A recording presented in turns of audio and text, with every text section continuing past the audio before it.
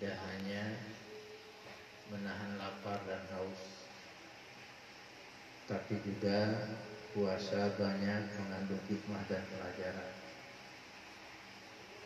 Ya, tidak semata-mata menahan lapar dan haus, tapi juga puasa dari sisi-sisi yang lainnya.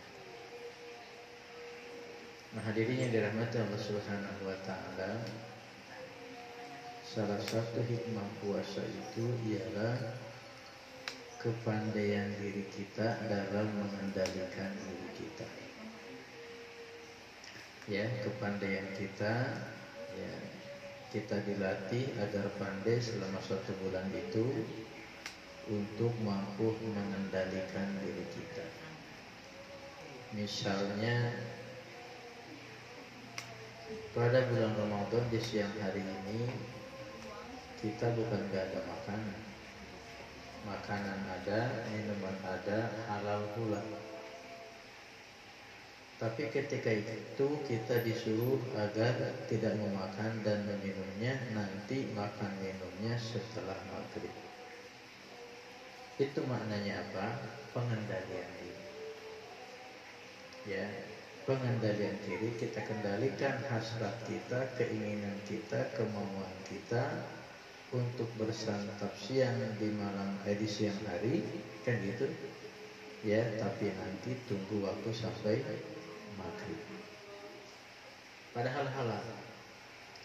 Ini juga menunjukkan bahwa dalam kehidupan seharian kita setelah Ramadan tiada, pandai-pandailah kita mengendalikan diri terhadap hal-hal yang memang itu adalah sudah halal.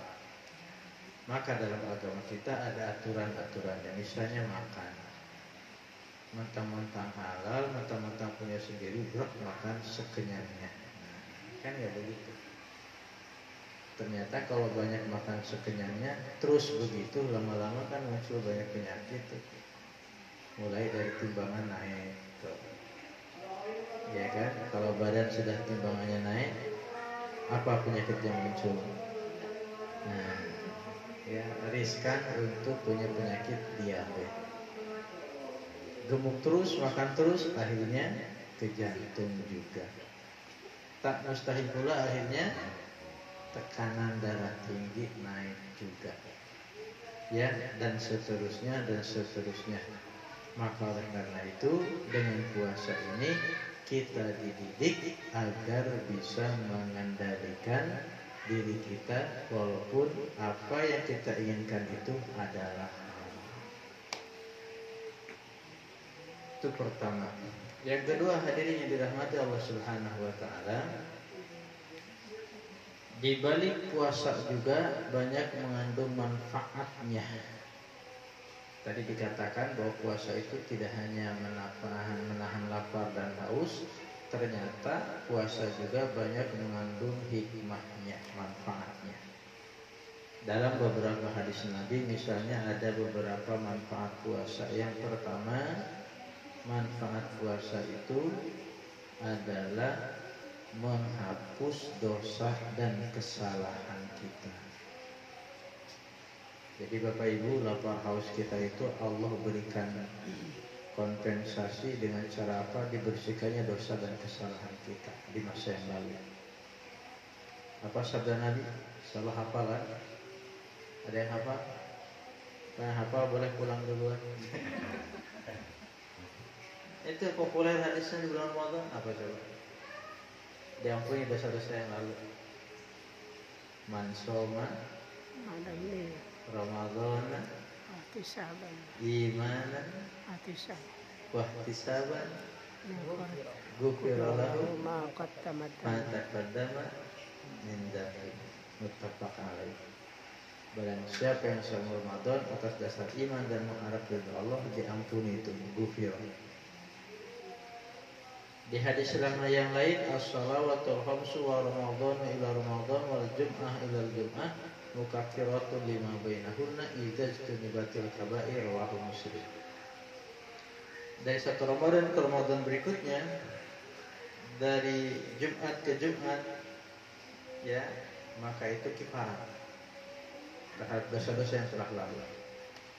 Misalnya terakhir kita puasa Ramadan tahun lalu, Allah pertemukan kita di Ramadan tahun ini, maka dosa-dosa kecil dari Ramadan tahun lalu sampai Ramadan tahun ini, lalu kita melaksanakan ibadah puasa pada Ramadan tahun ini, maka dosa-dosa yang lalu itu diampuni. Dosa yang dari Ramadan tahun lalu ke Ramadan tahun ini itu diampuni. Tuh.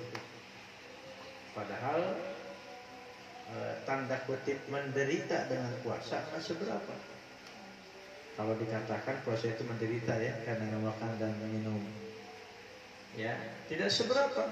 Ya dibanding dengan ternyata kompensasi pahala ganjaran yang Allah berikan kepada kita sangat luar biasa. Yang kedua, puasa yang kita lakukan juga hadirin ternyata membentengi diri kita dari api neraka. Siapa yang tidak kenal api neraka? Walaupun belum pernah disentuh, tapi kalau kita ya pahami dari gambaran Al-Quran dan hadis betapa pedihnya, dahsyatnya api neraka.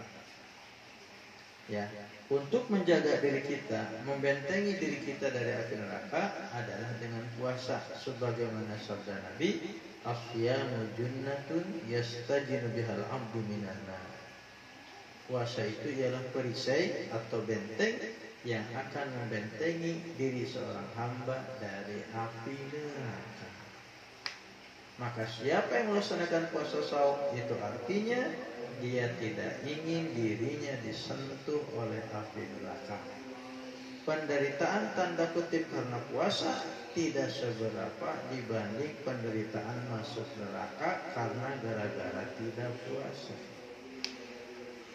Ya, maka bagi orang yang sudah sampai ke sini pemahamannya, maka dia tidak akan melewatkan ibadah puasa. Sebaliknya, dia akan selalu semangat untuk melaksanakan ibadah puasa. Walaupun nggak semangat, lemas disemangatin. Ya kan begitu. Ya. Itu yang kedua hadirin. Jadi manfaat pertama apa tadi? Ya, mengampuni dosa-dosa yang lalu. Yang kedua, menjaga diri kita dari api neraka. Yang ketiga, puasa yang kita lakukan hadirin yang dirahmati Allah Subhanahu wa taala, nanti puasa itu akan memberikan syafaat kepada kita. Syafaat itu apa? Pertolongan, bantuan. Di saat saudara kita, teman kita, keluarga kita, orang tua kita, adik tetangga semua tidak bisa menolong kita, ternyata ada yang menolong kita, ada yang membantu kita, yaitu puasa. Sampai di hadis Nabi, di hadis qudsi itu, puasa itu ngomong nanti sama Allah, ya Rob, kata puasa, wahai Rob, mana hambamu yang dulu ketika di dunia rela menahan lapar haus demi aku, kata puasa. Ulang, di hadis qudsi itu seperti itu. Ya Rob, mana hambamu yang dulu ketika di dunia dia menahan lapar dan haus demi aku, kata puasa. Sekarang aku akan membantu dia, menolong dia, memberikan syafaat kepada dia. Walaupun pertanyaan, kok puasa ngomong, memang puasa makhluk? Nah, ya, kalau dicerna dengan akal kita, masa puasa ngomong? Sama dengan tidak mungkinnya kulit kita, tangan kita ngomong. Masa kulit ngomong? Tapi nanti di akhirat ketika ditanya oleh Allah, yang berbicara itu tangan. Ya, itu sebagaimana firman Allah di surat Yasin. Ada yang hafal surat Yasin? Yang berbicara itu tangan. Mulut disumpul. Wal yauma nakhtimu ala afwahihim wa tukallimuna aydihim wa tashhadu arjuluhum bima kanu yaksibun. Tara Yasinan ya apa? Nah, manfaatnya Yasinan teh ieu. Tak ada Yasin. Al yauma, kata Allah, pada hari ini terdahara, nakhtimu, aku tutup. Ya, khatam itu penutup, aku tutup, aku sumpul, aku kunci. Ala afwahihim, mulut-mulut mereka. Tuh. Jadi mulutnya itu ditutup. Mulut yang dulu ketika di dunia pandai bersilat lidah, yang benar seolah-olah salah atau dibikin salah, yang salah seolah-olah benar. Ya, kebaikan dianggapnya kriminal, Keburukan dianggapnya, ya kan, kebaikan. Kriminal. Tanda-tanda ini. Tanda apa? Tanda apa? Haus apa ngantuk? Kamu belum makan? Ya. Nah, lapar kayaknya nih. Cereto mulutnya nih. Ya, seperti itu tuh. Yang ketika di dunia ini lidah, ini lisan, pandai bersilat lidah. Yang salah menjadi benar, yang benar menjadi salah. Tapi nanti ditutup sama Allah. Yang berbicara apa? Wa tukallimuna aydihim, tangan. Di mana bicaranya tangan nanti? Saksikan aja. Tar dialami semua. Tuh. Ya, kalau Allah mau, mudah untuk Allah membuat itu bicara. Kan gitu. Kemudian kaki jadi apa? Wa tashhadu arjuluhum, kaki menjadi saksi bima kanu yaksibun, terhadap apa yang telah mereka kerjakan waktu di dunia. Nah, jadi hadirin, puasa juga nanti ngomong, ya Rob, mana hambamu yang dulu ketika di dunia dia menahan lapar dan haus demi aku, sekarang aku akan menolong dia. Subhanallah. Ya kan? Nah, itu manfaat yang ketiga. Banyak hadirin. Yang keempat, manfaat puasa yang kita lakukan itu ialah untuk meningkatkan ya keimanan kita menjadi tingkatan takwa. Ulang, untuk meningkatkan keimanan kita, keislaman kita agar mencapai tingkatan takwa. Kan dalam beragama itu ada tingkatannya hadirin. Apa aja tingkatannya? Satu, tingkatan paling bawah apa? Satu, iman apa Islam? Apa ihsan? Apa takwa? Bingung deh. Apa dulu ya? Islam dulu. Kedua, iman. Yang ketiga, ihsan. Yang keempat, takwa. Kan kalau perayaan kejawab tuh. Ya, makanya di sekolah kan ada yang namanya kerja kelompok. Cepat selesai. Ihsan, pertama iman.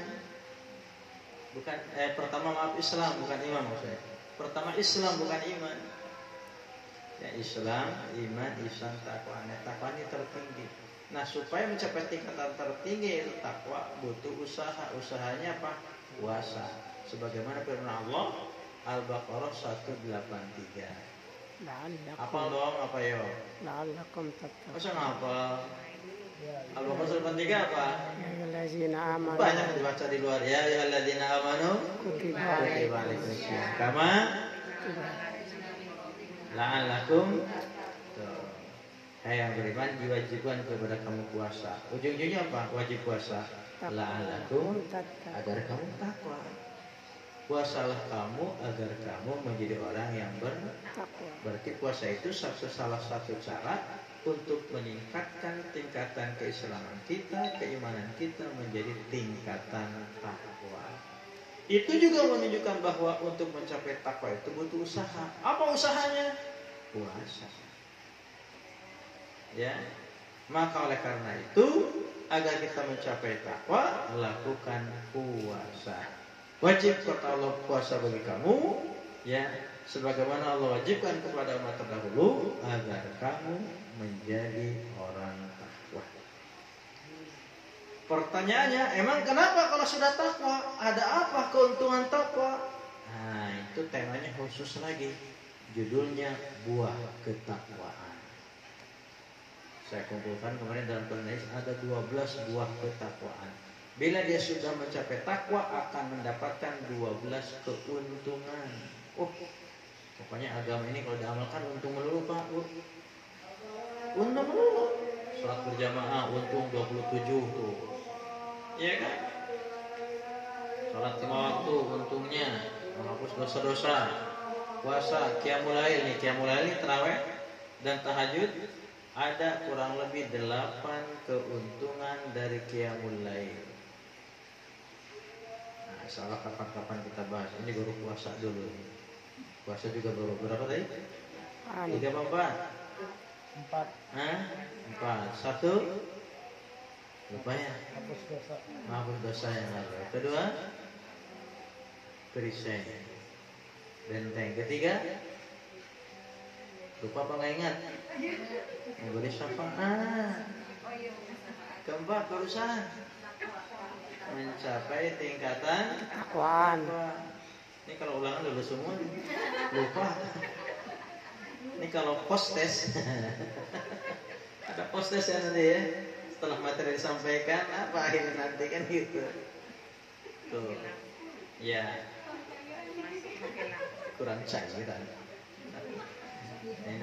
Nah itu ya, subhanallah. 4 ini aja, udah. Ya kan? Tambah lagi kelima apa? Nanti di akhirat Allah akan masukkan ke surga melalui satu pintu yang khusus hanya bagi orang-orang yang berpuasa.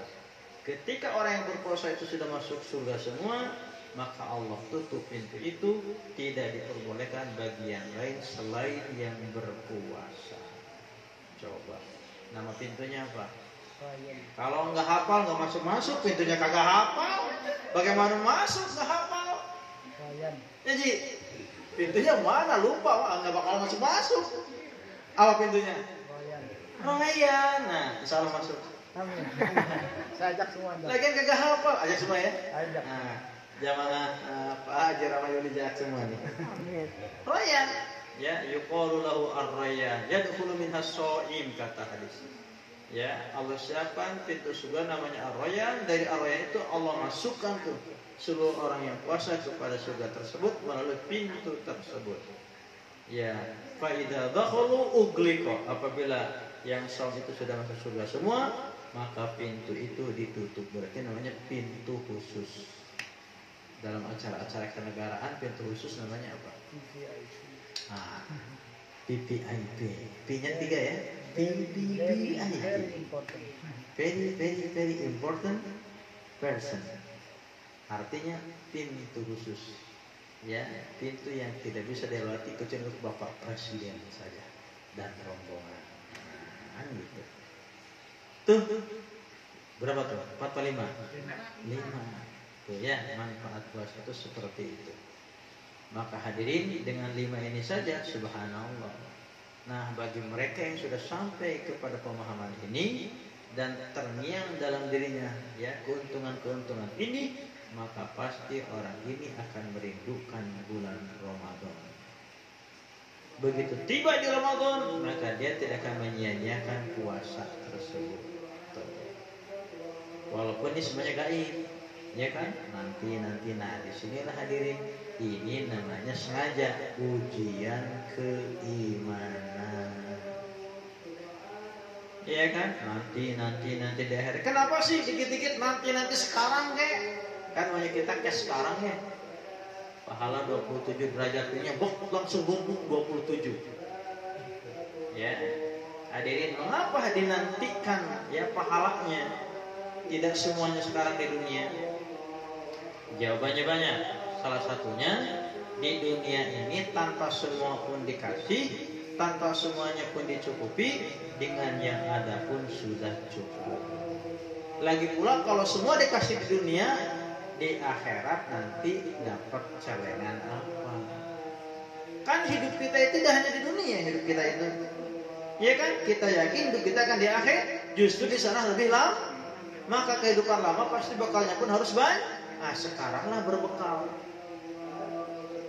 Makanya kata Allah di Al-Quran, watajawwadu, berbekalah kalian. Tuh. Fa inna khaira zadi taqwa, dan sebaik-baiknya bekal adalah ketakwaan. Jadi bekal akhirat mah nilai-nilai takwa. Kayak sekarang sholat malam, tadi puasa, baca Quran segala macam. Ya, ibu-ibu nyiapin sahuran, bukaan segala macam untuk yang ibadah puasa dan seterusnya. Nah, itu bekalnya. Ya, bekalnya itu.